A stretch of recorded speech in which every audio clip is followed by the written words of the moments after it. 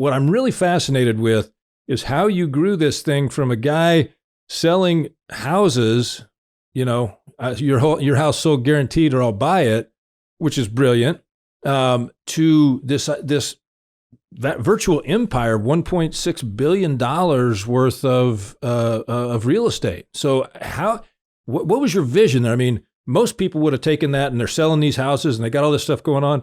Hey man, I got a pretty good life. This is good. When did you hire your first employee? Yeah, it's a great big question. You narrowed that down to a great question, which was going to lead into my answer, which is I hired my first employee about a month into the business. So I wasn't afraid from the very beginning to hire, and I realized early on, wasn't anybody who's ever been in sales in their career understands that how you succeed in sales is you have to spend your time in front of potential clients, right? You have to be on the phone, you have to be in front of people. And I realized anything I was doing that wasn't allowing me to be on the phone or in front of people, helping people find a home or sell their home, was not the most productive use of my time. So within literally a month of being in the business and literally, pounding the phone nonstop, like the Pursuit of Happiness movie with Will Smith, right? You don't want to put the phone down because you lose time. I mean, literally just hammering the phone. I had no relationships. I was, just turned 20 when right after I got my real estate license. I had no relationships. There wasn't like, some spear to call on. It was just, hammering phones, using some newer forms of marketing like Craigslist and some digital marketing and things, but literally out knocking on doors like I'd done in security, literally hanging door knockers, literally knocking on people's doors. And offering the guarantee to sell their home, but very quickly that started leading to me being on a lot of appointments because I was doing massive amounts of activity. And so I grabbed another young lady who was in the real estate office I was in at the time and said, hey, would you be interested in some part-time work? And she said, sure. I said, all right, I'm going to hire you 15 to 20 hours a week. By the end of her first week, she was working 50 hours a week. And so within about 3 weeks after that, I hired my second full-time assistant who's still with me to this day. And then about 2 months after that, I hired a transaction coordinator, another administrative assistant. So within 3 months being in the business, I had 3 full-time assistants supporting me, freeing me up to focus. And so I always have been willing to put people in place, give people opportunities and allow me to grow and make a bigger impact. And then, so we did that early on. We started hiring people relatively quickly.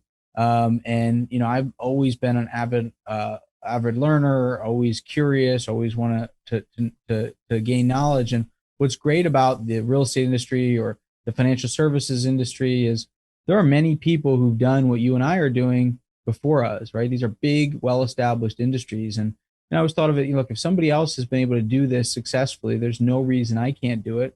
I just need to go out there and seek knowledge from those who've done things successful.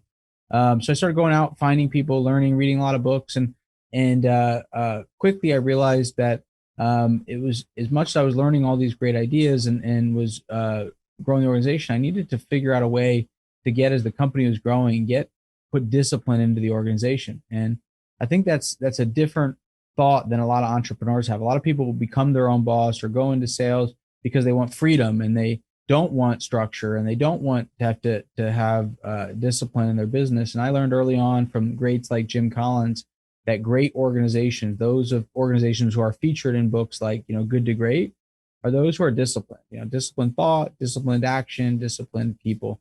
And so we went down a path early on of putting a disciplined structure around how we run meetings, how we set goals into our organization.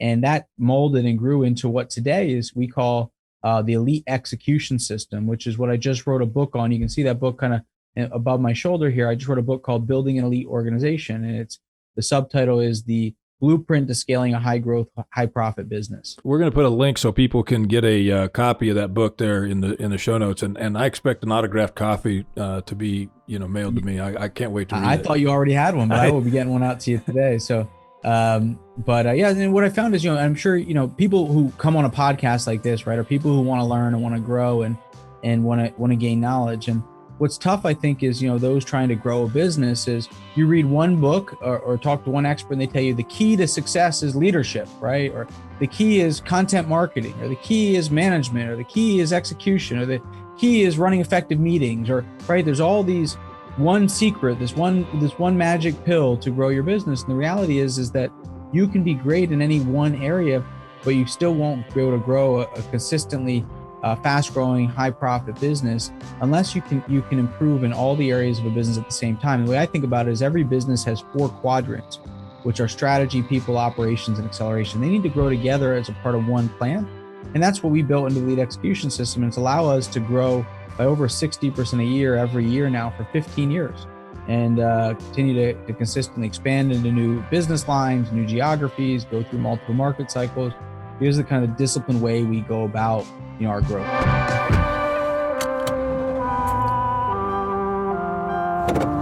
Starting your route to retirement.